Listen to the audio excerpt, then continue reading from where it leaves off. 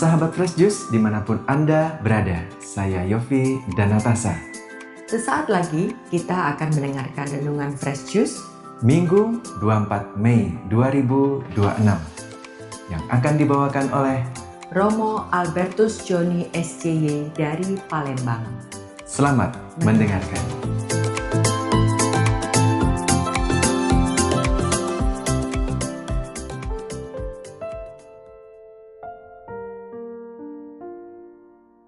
Sahabat Daily Fresh Juice yang diberkati Tuhan, salam Fresh Juice.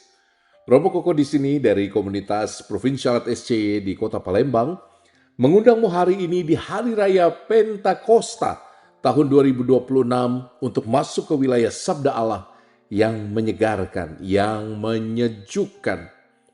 Selamat Hari Raya Pentakosta, saya yakin rahmat Roh Kudus akan menyertai aku dan engkau, menyertai kita semua sebagaimana janji Yesus menguatkan kita sebagai komunitas gereja nih. Kita siapkan hati kita untuk menerima firman Tuhan dari Injil Yohanes bab 20 ayat 19 sampai 23. Tuhan bersamamu. Inilah Injil suci menurut Yohanes. Dimuliakanlah Tuhan. Setelah Yesus disalibkan pada malam pertama sesudah hari Sabat, berkumpullah murid-murid Yesus di suatu tempat dengan pintu-pintu yang terkunci karena mereka takut kepada orang-orang Yahudi. Pada waktu itu datanglah Yesus berdiri di tengah-tengah mereka dan berkata, "Damai sejahtera bagi kamu."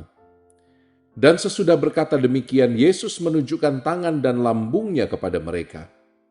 Murid-murid itu bersuka cita ketika mereka melihat Tuhan, maka kata Yesus sekali lagi, "Damai sejahtera bagi kamu. Sama seperti Bapa mengutus aku, demikian juga sekarang aku mengutus kamu." Dan sesudah berkata demikian, Yesus menghembusi mereka dan berkata, "Terimalah Roh Kudus. Jikalau kamu mengampuni dosa orang, dosanya diampuni, dan jikalau kamu menyatakan dosa orang tetap ada, dosanya tetap ada." Demikianlah sabda Tuhan, terpujilah Kristus. Teman-teman yang diberkati Tuhan, sahabat dari Fresh Juice yang berbahagia, selamat Hari Raya Pentakosta. Ini adalah satu hari raya yang sangat istimewa, dan Romo ingin mengundangmu untuk satu hal saja. Renungan kita akan singkat hari ini. Coba lihat ketika Tuhan memberikan damai sejahteranya kepada para murid, dia tampil dengan begitu mengagetkan di ruang atas, di ruang senakel. Dan apa yang Tuhan Yesus lakukan setelah memberi damai sejahtera? Dia menunjukkan bekas luka-luka penyalipannya. Dia menunjukkan bekas luka paku di tangan dan di lambungnya ada bekas luka tombak. Teman-teman, saya seringkali tergelitik ketika memeditasikan teks ini. Rupa-rupanya dengan tubuhnya yang mulia dan baru, Tuhan tetap membawa tanda-tanda penyalipan. Untuk satu hal mungkin, bahwa para murid harus benar-benar diyakinkan kalau penderitaan, sengsara, dan bahkan kematian tidak akan pernah bisa memisahkan cinta Allah daripada kita. Dan yang kedua, kok saya yakin bahwa kita dalam terang kasih karunia Roh Kudus hanya mampu menemukan damai sejahtera yang sejati dalam Yesus ketika kita belajar untuk tidak lari dari penderitaan itu. Kita memeluk penderitaan itu sebagai salib yang memberi berkat dan keselamatan. Saya tahu ini tampaknya terdengar ironis dan bahkan kontradiktif. Bagaimana mungkin, Romo? Penderitaan yang membuatku sengsara kok malah menjadi jalan keselamatan. Bagaimana mungkin, Romo? Absurd sekali kedengarannya. Dan itulah misteri salib dan kebangkitan. Salib dan kebangkitan tidak bisa dipisahkan. Itu yang Tuhan mau tampilkan kepada kita.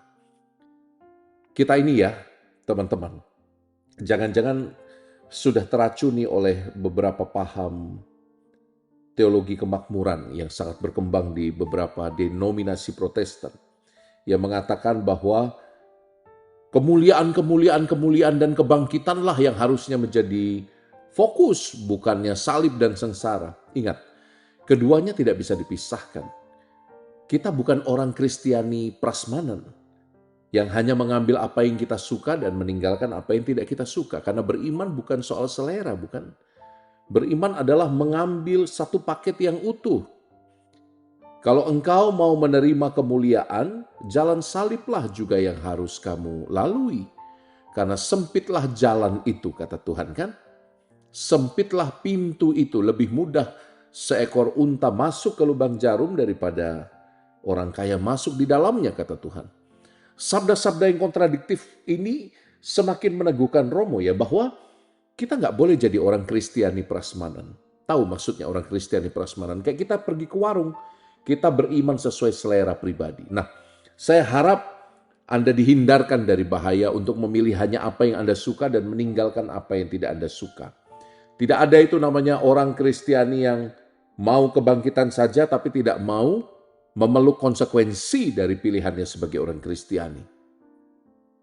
Tidaklah sejati orang Kristiani yang mendaku diri sebagai murid Kristus yang beriman akan damai sejahtera Roh Kudus, tetapi pada kenyataan hidupnya dia melakukan banyak hal yang menegasi iman, yang menyingkirkan iman itu.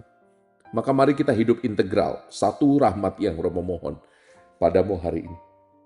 Hiduplah dengan hati yang utuh, yang integral antara kata-kata perbuatan, antara doa dan tindakan. Haruslah integral. Dan semoga kita menerima karunia Roh, agar kita berani memberi kesaksian tentang Yesus yang bangkit juga lewat pilihan-pilihan hidup yang sulit. Ketika imanmu diuji, mohonlah rahmat Roh penolong ini. Roh Kudus yang akan membantu engkau.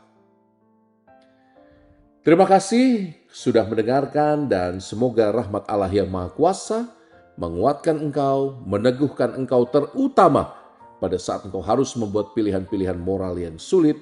Mintalah karunia Roh Kudus. Dan jangan jadi orang Katolik prasmanan. Saya Romo Koko memberkati engkau dalam nama Bapa dan Putra dan Roh Kudus. Amin. Salam Fresh Juice. Bye-bye, selamat hari Pentakosta. Kita jumpa bulan depan.